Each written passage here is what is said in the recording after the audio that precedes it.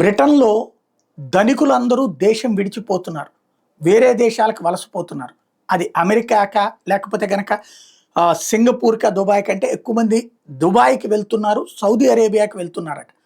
ఎందుకంటే వేల కోట్లు కాదు లక్షల కోట్లు సంపాదించినటువంటి బిలియనీర్స్ మీదన ఇప్పుడు ఒక కొత్త తరహా ట్యాక్స్ వేస్తుంది. క్యాపిటల్ గెయిన్స్ ట్యాక్స్ అన్నటువంటిది పెంచింది బ్రిటన్ ప్రభుత్వం. అడిషనల్ ట్యాక్స్ వాళ్ళకి వచ్చేటటువంటిది అంటే ఇప్పటికే వాళ్ళు పెట్టినటువంటి పెట్టుబడుల మీద ఆల్రెడీ పన్ను కడుతుంటారు.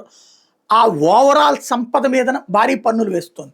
తద్వారా వాళ్ళకి వేల కోట్ల రూపాయల డబ్బులు ఏవి అంటే ఏడాదికి ఒక 1000 కోట్లు వాళ్ళు సంపాదిస్తుంటే 2-3 వేల కోట్లు కట్టాలి. గతంలో సంపాదించుకున్నటువంటి డబ్బులకు కూడా. ఇలాంటి సిచ్యుయేషన్‌లో మేము సంపాదించుకున్న డబ్బులన్నీ ఇక్కడెందుకు తగలేసుకోవాలంటూ దేశం విడిచిపోతున్న వాళ్ళ సంఖ్య పెరుగుతోంది.